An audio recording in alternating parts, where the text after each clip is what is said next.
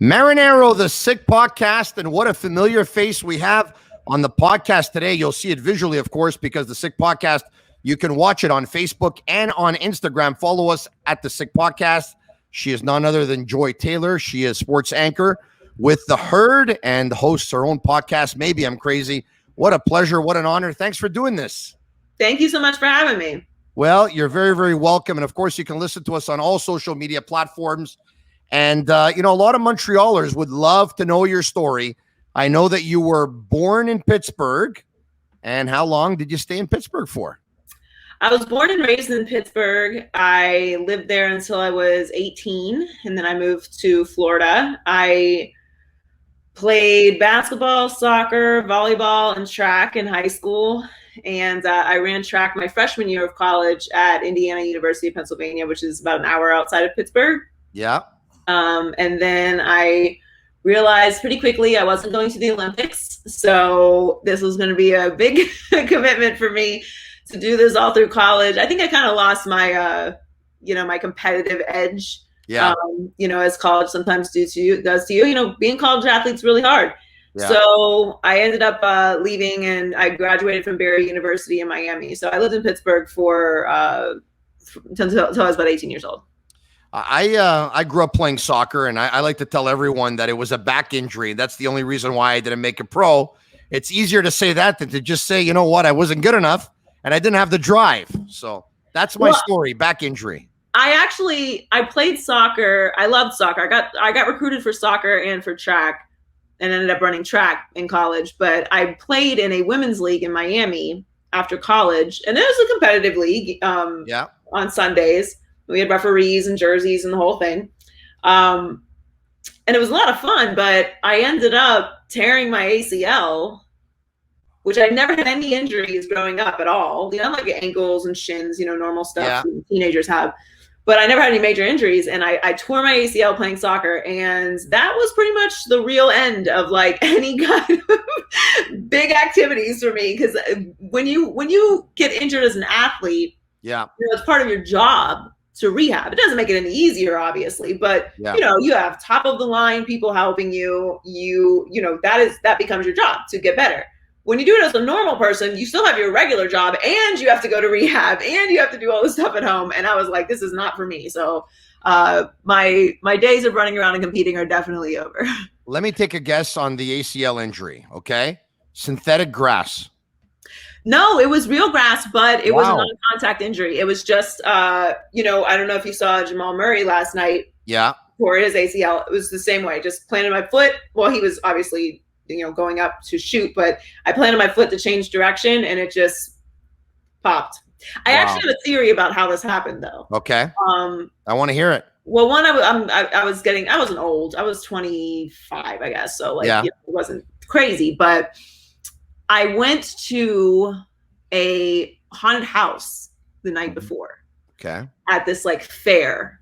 And it was one of those not well produced haunted houses. So it was a little bit sketchy, which is the kind that I like. I kind of want to have a little bit of actual fear. If it's too produced, if it's like Universal Studios, I'm like, I want to feel like something might actually happen to me.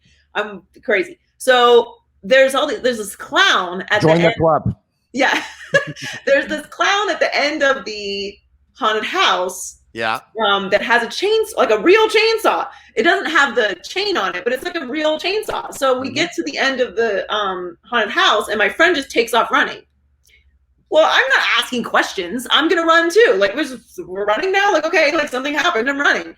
So I take off running too. And when I finally stop running, I'm like, "Why are you running?" And she was like, "I got scared." I'm like, "We're adults. You don't run out of the haunted house. How weird."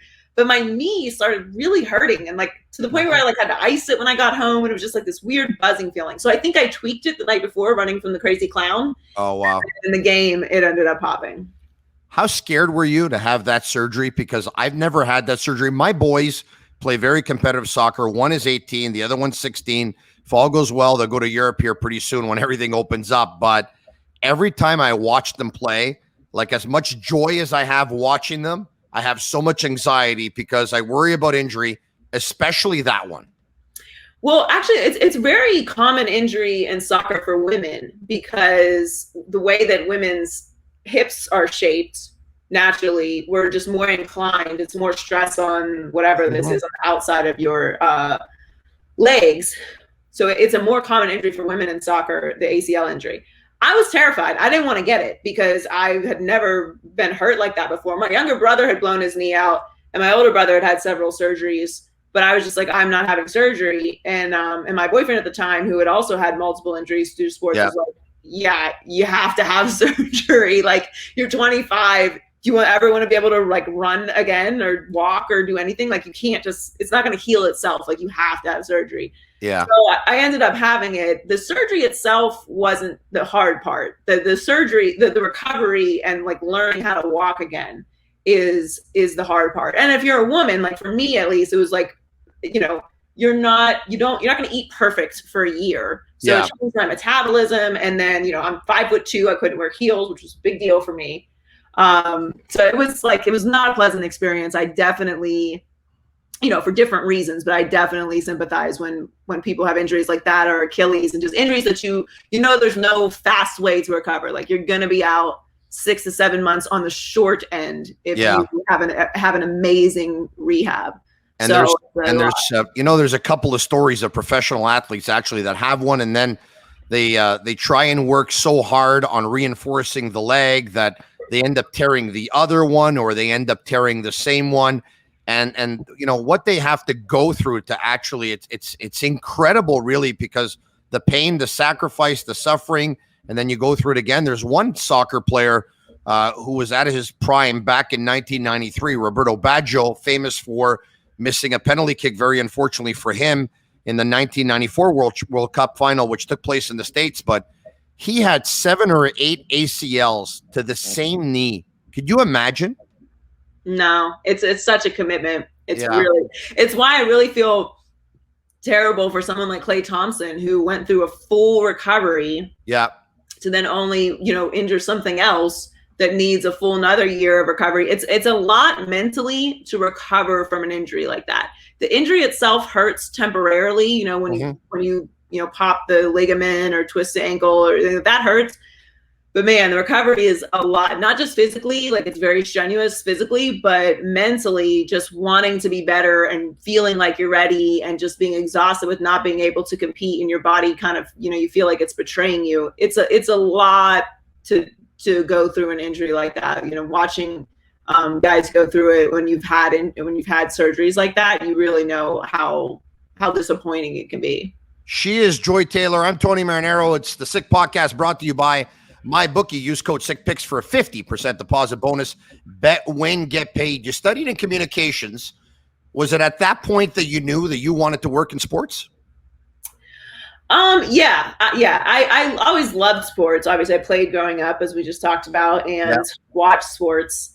But when I got into college, when I started really studying broadcasting, I started at Barry University at our radio station there. We had a student radio station. And so that's where I really started to like learn the technical side of the business. And then I got an internship at 560 WQAM in Miami, which is where eventually I would get my first job in the business years later. And I worked on the Joe Rose morning show there. And after that internship, I got an internship with DJ Laz, who was in the same building, because I would constantly go over there in the mornings and bug them. So they, you know, knew my face, knew who I was. And then I asked them if I could intern there, and, you know, they let me hang out there. So I got a pretty well-rounded, you know, internal business education through my internships at those 2 places on the radio side. Because, and now, you know, as you know, so much of sports talk is mixed in with culture and social issues and political issues and movies and rap and, you know, shows. Like, we talk about everything. It's not really just sports talk anymore, because everything has so much crossover. So that's really when I realized, like, not only did I want to work in sports, but I really wanted to be a personality. I kind of saw the business going more towards opinion, because of social media changing so much, and because of the way that we sort of covered sports. And you know, LeBron was a big part of that, obviously, because he's a social media superstar and such an influential guy. And then when him coming to Miami and the Big Three and working with that, you know, it was really it became really obvious to me, like what I was good at, what I wanted to do, what would make me happy doing in the business. I never really wanted to be a reporter. I had a professor in college that was like, you'd be a great reporter. I'm like, no, I wouldn't. I don't like digging into stories. Like I want to talk, I want to let somebody else do all the digging and like let us know what's going on. And then I want to react to the story. And I don't want to have to be unbiased. Like I hold journalists at a really high regard. Yeah. I don't know how many true journalists there are left, but you know, that's an occupation that I consider, you know, the same level as a doctor or a lawyer. Like I think you have a code as a journalist that you have to remove yourself as much as possible from the story, which humanly is very hard to do. But you have a responsibility to the public to give them the story. And I didn't want that. I wanted to have a little more fun. So that's kind of when I knew I could do this in the way that I wanted to do it. At that point, you're living and you're working in Miami. Now, just want to fast forward for a second. You're on the Herd. Where are you living right now? I'm in Los Angeles now. Wow. Yeah, I've been in Los Angeles for the last 5 years. I was waiting to hear what you were going to say, because if it was from Miami to someplace other than Los Angeles, I would have said, why are you doing that? But you know what? Los Angeles, I've been there before. There's worse things in life, I have to tell you. Yeah, it's been an interesting place through the pandemic. I'll say that. But Los Angeles is beautiful. It's a little gloomy today, but it's 73 and sunny every day here. Yeah. And I always said I would want to, and have been lucky enough to work in either New York, LA, or Miami. And I've worked and lived in 2 of those cities, so I've been pretty lucky. I particularly enjoyed Santa Monica. Santa Monica was nice. I thought it was nice. The tour of Beverly Hills is something that you obviously got to do. So listen, a woman working in sports, how tough did you find it then when you started? And how tough or not, challenging or not, do you find it now? Well, I will say there are more women in sports than when I started. I mean, I started in 2007 is when I started interning in the business. So I feel like I see more women in sports at all levels, you know, not just radio, television, reporters, play-by-play, executives. You know, we are making progress. I will say the things that I dealt with when I started in the business, I kind of still deal with now, which is, you know, if you're a woman in sports, you have to always prove yourself. Like, why are you into sports? What got you into sports? I get that question all the time. Like, what got you into sports? I'm like, I don't know. What got you into sports? Didn't you just watch them on TV and like them and then play them? Like, you know, you usually like the team that your dad likes, you know, or like your mom likes. Like for me, my grandma and my aunts were massive Steelers fans. Like I grew up around women who were colossal sports fans, like very diehard sports fans. They were in bad moods if like any Pittsburgh team lost. So it was never weird to me to be around passionate sports fans who were also women. But, you know, so I think that's the biggest difference. I mean, there are lots of differences, obviously, for a man's experience in this business and that. But I think that's the base, is that when you're a woman in sports, you have to always validate why you're there on any level. And then it goes from there, you know, well, okay, so yeah, she's into sports, but like, how into sports is she? Like, you're not allowed to have any other interests, or all of a sudden you're not really a sports fan. Yeah. And then, you know, well, how smart is she? Like, does she understand the game? Because she never played in the NFL. Meanwhile, most of the people that cover the NFL and work at the executive level in the NFL have never sniffed a football field, or the NBA for that matter. So, you know, there's always like a prove it factor at every level. You know, can you host, or do you have to be in a role? And those are kind of some of the challenges that still exist for women in this space. Yeah. And, you know, hopefully we will get away from those as we progress. Tough for you to get the respect you deserve, I guess, is what you're saying, huh? Yeah. I mean, it's a male-dominated business, and there's a level of misogyny to the business and to, you know, quite frankly, male sports fans, that it's not necessarily a space for women. You know, there's this idea like, oh, I'm just going to watch the game with the guys, and I'm going to go to my man cave and do my manly things and watch the game. And, you know, I want to go golf and I don't want to deal with this. And it's like women's stuff and men's stuff. And I always tell guys, you know, if you watch, a game back when there were fans in the stands, if you look closely, just about every other person is a woman. Yeah. I especially like to point it out at baseball games, but you look, almost every other person is a woman, because in the world, almost every other person is a woman.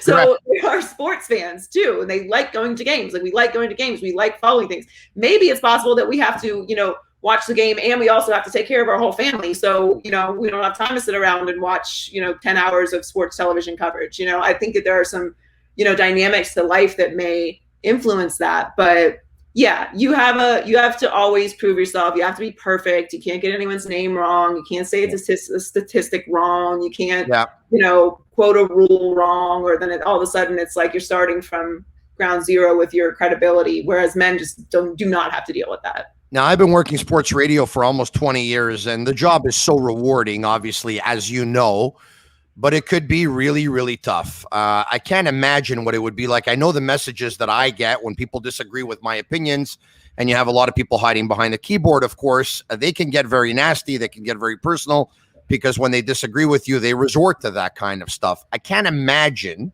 what it must be like for you on a daily basis with some of the messages that you must get. Yeah, I mean, I think to your point, so you work in sports radio, so people ask me, why do I have such a thick skin? I think I'm naturally a thick-skinned person, but I think starting in radio really kind of trained me to deal with a lot of the trolls that we see in social media now. Because when I started in the business, we didn't have Twitter at the level that we do now. I don't even know if Instagram existed. Facebook was still kind of new. There wasn't really like this overwhelming swarm of social media reaction that we have now with everything. And, the internet obviously was up and running, but like we didn't rely on it as much as we do now for everything. And so what we did have in sports radio is callers who were still anonymous for the most part. And we had the text machine. So the text machine, which I would tell my program director, like, I'm not reading these texts. Like, have a producer pull a couple, functionally intelligent texts that we can read if we have to promote it or something. But I'm not going to have this up reading this constant trash, this anonymous, useless feedback, which is most of what it is, while I'm trying to do the show. And that's now become Twitter. So, if you're new in the business and you don't know what the text line is, like, that's what we used to do. I don't know if you know what I'm talking about. So, I think I kind of had a little bit of a predisposition to that kind of harshness. And I also an understanding, at least from the radio side, that, sports radio listeners are kind of unique because they hate everything you say, but they love the show. Yeah. So they'll listen every single day and be very loyal. But every 10th thing you say, they agree with. Everything else is like, And then when they see you, they're like, love the show. I didn't like what you said about so-and-so, but I love the show. And it's like, that's kind of just like, those are our people when you're a sports radio host. Television is obviously very different because it's just a different medium and people consume it differently. They don't consume it necessarily as consistently as radio because, your schedule changes, or you saw it in a bar, or you're like, you're working during the day. There's all kinds of different factors, but you get, so what I'm talking about when you get like those reactions. I kind of put it into different categories. Like at this point in my career, if I don't respect your advice, I'm not going to respect your criticism. So if you're a random person that couldn't give me an ounce of advice on how to do this job, why am I bothering with your criticism of how I'm doing the job? It's just not good use of time. So I think if you're a public figure in any capacity, you're going to deal with trolls, which is just an unfortunate reality of the technology that we have now. But, I like to block on Twitter. Do you block? Oh yeah, I'm a huge blocker. Yeah. I didn't used to be, but I used to think it was kind of like an overreaction when people did it. But now I'm like, I just don't care. I'm not going to block somebody for something legitimate. But if you're just on here like talking crazy to me, there's no value to me. And I like interacting with fans. Yeah. So I don't want to read that. And it's just serving me no purpose. Like, bye. Yeah.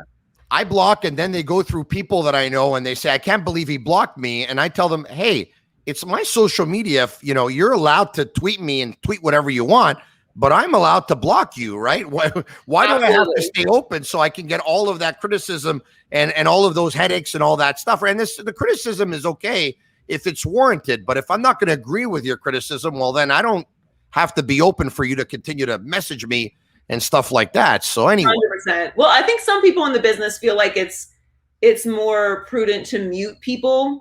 Yeah. So they still don't see it, but they don't know that they're blocked, so they're kind of yelling into the oblivion. But I personally feel like a block is me sending a message to you that I'm done with you. So, I don't have a problem with it. Like, I will block you and you're just blocked. And now you know that you said something that I didn't appreciate, and so you're gone. And that doesn't make me sensitive, because you wouldn't say it to my face anyway. You would never say this to my face. I'm with you. It's the Sick Podcast. Go to sportbuffshop.com for all of your officially licensed sports apparel and more. Use code SICK15 for 15% off on all of their items. It's a great spot, sportbuffshop.com. Eventually you went on to Undisputed, and from there you went on to the Herd. I've seen a lot of your work. I've listened to a lot of your work. I've watched a lot of your work, and you do fine work, by the way, and that's why I have you on today. But one particular show that took a heck of a lot of courage. I don't want to bring back any bad memories by all means. I just thought it took so much courage for you to do it. And I was watching it, and I was emotional, was when you talked about being a victim of domestic abuse. Was that the most difficult show that you've ever had to do since working television? That was definitely up there. There's been a couple moments that it's been really emotional and heavy topics. I think, definitely with last year, with all the stuff that happened with George Floyd's murder, and the sports world reacting to that, was a very heavy show. Doing the show the day after Jose Fernandez died in Miami, I was doing Undisputed. So having to talk about, his influence on the city of Miami and his tragic death was a hard one. But, the domestic violence topic, unfortunately, has come up quite often. You usually, end up having to talk about it once or twice a year in the business for, obvious reasons. I actually first talked about it when I was in Miami, when I was doing our morning show there, Zaslow and Joy show, when the Ray Rice incident happened. Yeah. And I had never talked about it publicly before. And I hadn't actually even initially talked about it when the story came out. I still didn't talk about what happened to me. When I actually chose to speak up was after, it was maybe like a week or so into the story. And she was saying that Janae Rice was saying that she was going to stay, and people were then attacking her. And I was like, I'm just seeing a lot of ignorance around the topic. Clearly, people do not have a good education on what it's like to be a victim of domestic violence, what you go through psychologically with all of this. And also, there's just not a lot of people out there saying, hey, this happened to me, and this is what's happening, to her. And this is why you need to have more empathy when you talk about these topics, especially, in our business, as we already mentioned, this is like a male-dominated business, and it's not necessarily that common that the men are abused and talk about that publicly. So I wrote a blog about it and just kind of explained what I went through, and what I felt like was a good explanation of what Janae was going through, and why it's important to not attack the victim because she's choosing to stay. Like, there is a psychological thing that's happening here. It's not as simple as like someone walking up to you in the street and punching you in the face. Like, it's very easy to hate that person. You don't know them. They just attacked you. This is your husband, this is your fiance. This is the father of your child. Like, there is a different level of emotional attachment to this person who's just broken a huge boundary with you. So, I once I talked about that, then it kind of started to, go around different places, and it was a lot easier for me to talk about what I had been through.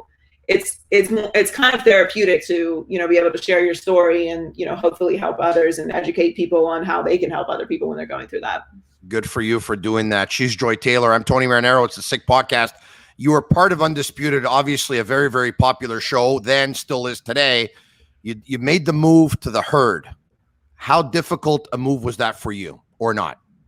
It was pretty seamless, because while I was doing Undisputed, I was filling in on the Herd quite a bit. throughout the years. So when I first came to FS1, we hadn't launched Undisputed. So for about 6 or 7 months, I was in LA, only working on Fox Sports Radio on the weekends and filling in on the Herd whenever Christine was out. So I had done the show quite a bit before actually joining. Now that's obviously a big difference from filling in and, you know, doing it consistently 5 days a week. But I knew the beats of the show and the rhythm of the show, and Colin and I knew each other pretty well up until that point. So at least learning like the structure of the show and how a segment flowed and the breaks and all that, like technical stuff that you have to learn when you go into a new television show. That part I had already like skipped the line on because I had filled in so many times. You know, the bigger part for Colin and I was establishing a rhythm, you know, and him getting to know me and trust me. And when you have a partner that you work with 5 days a week, you know, you got to kind of learn each other's cadences a little bit. So like, you know, I know when he's going to stop talking and he knows when I'm going to, you know, take a breath so he can jump in and, you know, you have a conversation that can be understood and heard fluently to the audience. So you're not talking over each other and like, you know, little things like that. And, you know, I know his little things, his little quirks and, you know, those things help make a really good show. So those were the things that like, those take time naturally, and they came very easily for Colin and I because we're very similar in a lot of ways. We're both Capricorns, so you know we're just very like routine people, and he does a lot of prep and I do a lot of prep, and you know we both really care about doing a good show. You communicate with each other throughout the day after the show, exchanging ideas, saying, "Did you see this? Did you see that?" Or is it you know, silence for a while? No, we do a really long prep meeting in the morning.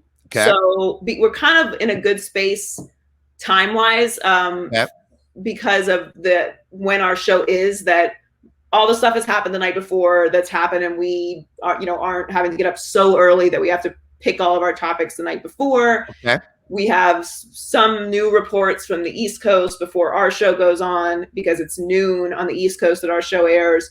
So we do a prep call from 6 to 8 a.m. in the morning. So for 2 hours before the show starts.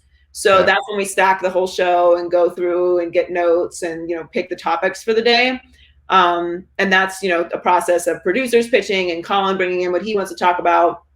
And then I talk with my producer on how to stack our stories for Herdline. So yeah, no, we don't have to communicate throughout the day because we can get most of the stuff done in the morning. How many people you have helping out on the show?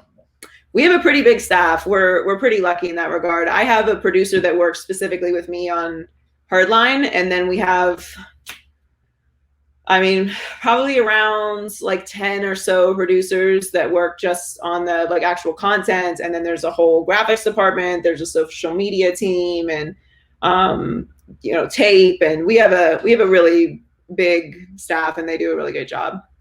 About 13 months ago, sports was on hold due to the pandemic, of course. It went on for months. How challenging did you and Colin and the producers find it to come up with some pretty good content?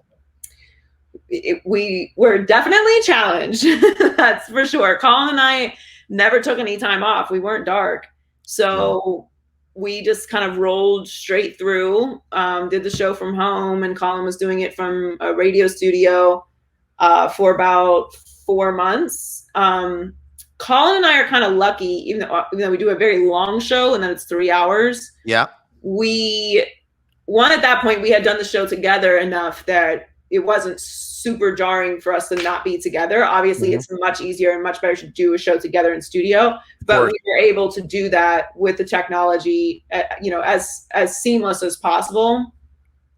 And Colin is a big theory person. You know, he's an outside of the box guy. So it's not necessarily, our show isn't necessarily reacting to, you know, games and analyzing each individual game. It's more of a big picture show. So that would be Skip.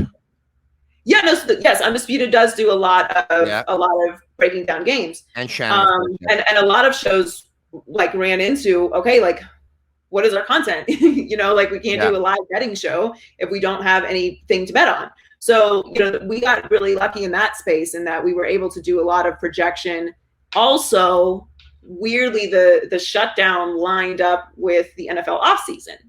So them having the draft was huge because we could do what we're doing now, which is course. draft projections mostly, which, we're doing some reacting to NBA stuff, but like for the most part, most of our show is the draft and NFL offseason.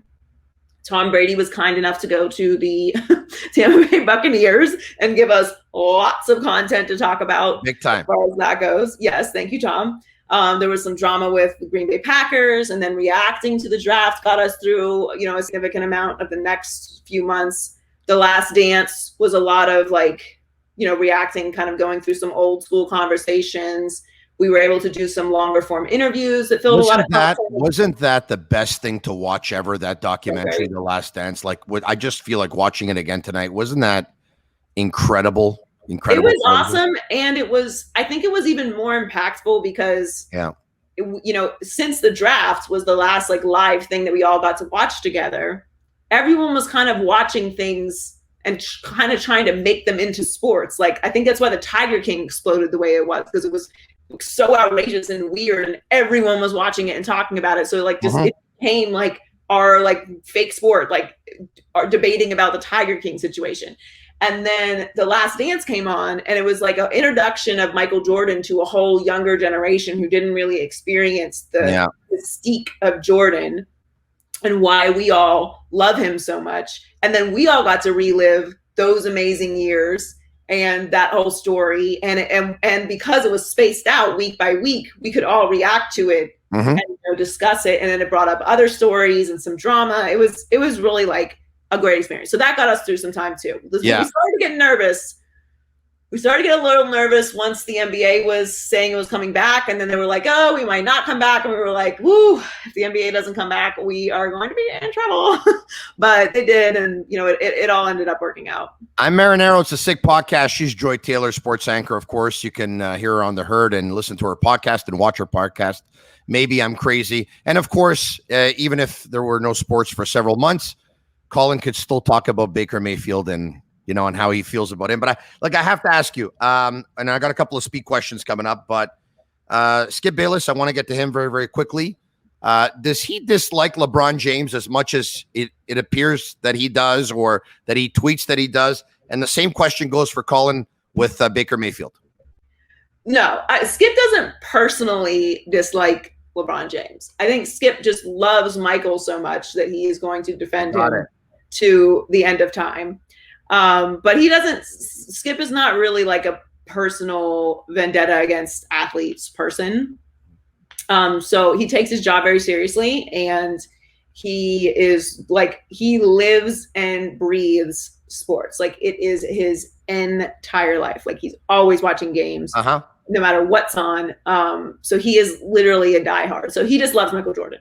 And with Colin and Baker, I think it kind of spiraled because of the way that Baker reacted. Yeah. Because if we're being honest and fair, I mean, did everyone think that Baker was really that high of a draft pick? I don't know. Yeah. And so Colin said he was undraftable because of off the field stuff, and he didn't his personality and things like that. But Colin definitely doesn't have a personal problem with Baker at all. Baker's been on our show. I think people forget. Baker literally came to LA and was on our show live on set, pre-pandemic, brought Colin a hoodie. So they don't have a personal problem. It's just kind of become a thing. And so now whenever Baker does something, everyone runs to Colin to see what Colin's going to say. And then if Colin says something and Baker responds. So it's become a whole thing, but neither one of them have personal problems with either one of them. Couple of quick questions for you. Best in-studio guest you ever had? Any show you've ever done? Best in-studio guest. Man, there's been so many. Well, in radio, Shannon Briggs was always an amazing in-studio guest. Yeah. He would come in studio, Let's Go Champ, and just bring a crazy amount of energy. He was a great in-studio guest. On the radio side, I mean, I could probably be a little biased, but Magic Johnson was pretty amazing. He's when I first met Magic, there's certain people who you meet and you're like, oh, I get it now. I get why they are so successful. Yeah. They just have an air about them, a confidence about them, a presence about when them. they walk in the room. Yeah. came in the studio. He knew everyone's name in the studio. Amazing. You know, he doesn't have to do that. He's Magic Johnson. He doesn't even look anybody in the eye, but he knew everybody's name. He would say your name when he talks to you. You know, he's totally prepared. He's given like a measured answer for everything that's going on. Yeah. You just get it. He was very impressive. And then I did sidelines for the Seahawks-Rams game a few years ago and interviewed Sean McVay before the game. And Sean was very impressive as well. He has that kind of like presence and like confidence about him that, you know, really shows why he's so successful at a young age. Your podcast, Maybe I'm Crazy. If you could have your dream show tomorrow, your dream interview, all right, who would you want to have on and why? You can't choose me, by the way. We're doing it already. Dream interview. I mean, I think I gotta say Michael Jordan, right? Like to interview Michael, it's a very rare thing. We don't really get to see a lot from Michael, especially. I think that's why, to your point, Last Dance was so amazing because we just saw this really raw expression of somebody who it feels very untouchable in Michael. So yeah, if I could get like a real like sit down raw interview with Michael and ask him everything everybody wanted to ask about that about that Last Dance, Michael Jordan's probably number one. One of the things you and Colin have done before is that he shows you a logo and you associate a name or a word to it and all that stuff. Okay, I want to play this game with you in ending, and we're going to do it very, very quickly here. So I'll bring up a name, the first thing that comes to your mind, the second I bring up that name. Okay. Shannon Sharpe. Funny. Magic Johnson. Professional. Tom Brady. The greatest. Tiger Woods. Legend. LeBron James. Superstar. David Beckham. Handsome. You know what? That's pretty. That's fair, I guess. Right?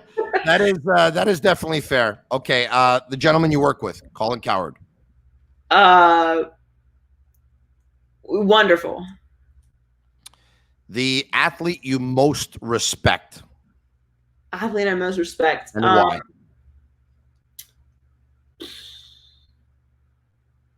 I'm gonna pick two. Okay. But I'll start with Serena because Serena is I think just now over the past few years really started to get her flowers for how dominant she's been and what she's meant to not just women's sports, but just sports. Like she's been so dominant for so long and accomplished so much. And her being a woman actually is like a side thing. Yeah. How dominant she is. So she, and the levels of like racism and biases that she deals with are staggering really when you look at how, you know, they cover her compared to how they cover men and how they cover other women in the business. And then LeBron, I have a massive amount of respect for because he to me is the greatest superstar we've ever had in any sport ever. And I say that because he's been in the spotlight since he was 16 years old. And his biggest controversy is that he kind of dissed Cleveland in the decision whilst raising money for the Boys and Girls Club. He said, I'm taking my talents to South Beach. So he kind of broke up with Cleveland in a public way. Yeah. That's his biggest controversy. And to me, being a complete lunatic myself, I mean, there's no way. Like I would be Olivia Pope could not control the PR around me from 16 until now. So the fact that he's been in the spotlight, dealing with the level of criticism and praise that he's dealt with for that long, from 16 until now, and be a family man, be an unbelievable representation for the NBA, be an unbelievable community member, the things that he's done for charity, the voice that he's been for the Black community, the scholarships. the scholarships, like to have I mean, the way that he takes care of his body, like he just, it's unbelievable. It's unbelievable when you really think about it. Everyone has some controversy, right? Like we talk about Tiger Woods, obviously, tons of controversy despite his greatness. Michael Jordan, plenty of controversy despite his greatness. And it doesn't make them good or bad people. We all make mistakes. And when you're in the spotlight, your mistakes are then amplified. And there's a certain level of expectation of how you're supposed to carry yourself. And I think that the fact that LeBron has done that and has elevated the people around him, and those people have elevated him, it's just really, it's remarkable. When you think about how critical we are of our stars and the level of star that LeBron is, it's really, really impressive. He's been given the biggest of platforms, and with the voice that he has, and he's been able to use it to make change in the world and speak up on huge social issues and stuff like that. And for Black Lives Matter, I think he's done an incredible job, not only on the court, like you mentioned, but off the court. So I think that's a great choice. LeBron James and Serena Williams, those are two awesome choices, as it was an awesome choice talking with you today, Joy Taylor. Let me ask you, and I know you're living the dream, right? You are, but is there still something else that you're looking at? Or is this it? Have you arrived, or you still want to take it to another level? Is there something that you haven't accomplished yet that you'd like to? There's a lot of stuff I still want to accomplish in the business. I definitely want to host my own show one day. I'd like to own my own network. Co-host your own show. Co-host, yes, us, yes. With us, right? you got to go from you and Colin to you and me, and then you can go on to host your own show, right? Yes. That'll give me a reason to move out to Los Angeles, which will be exactly, right in Beverly Hills. I want to host my own show. I'd like to, own my own network one day, and be able to, give other people a platform. And, it's personal to me to leave the business in a better space than when I came into it. And for me, having more power and having a bigger platform, and having a platform of my own to provide other people the space to have a voice, not just on camera, but also I think off camera and at the executive level, there has to be more diversity in the business. And to me, the only way to do that is to be in those positions to make those decisions. So when I am in those positions to make those decisions, I do that. And I want to be able to do that at a higher level and a more impactful level. So there's a lot I definitely still want to do, but I also take the time to appreciate, everything that I have right now and the platform I have right now. And, working on the show with Colin is amazing, which is why I say he's wonderful. Like Colin is he's one of the most like professional and like good humans to work with. He's just like a straight up family guy, cares a lot about doing a good show for the audience, just wants to do good work. And he's been amazing to work with. I'm so happy to hear that. It's kind of cool to hear that. And you're so good at what you do. You're inspiring so many young women, of course, to follow in your footsteps, and you've set the bar pretty high. So good on you for doing that. And I hope that all your dreams will come true, because you still, once again, have other things that you have set out to accomplish. Joy Taylor, I hope this was as fun for you today as it was for me. And I'm sure it was for the listening audience and the viewing audience. Thanks for doing this. This was awesome. Thank you so much for having me. You're very welcome. It's a Sick Podcast. She's Joy Taylor, sports anchor on The Herd, and she hosts her own podcast, Maybe I'm Crazy.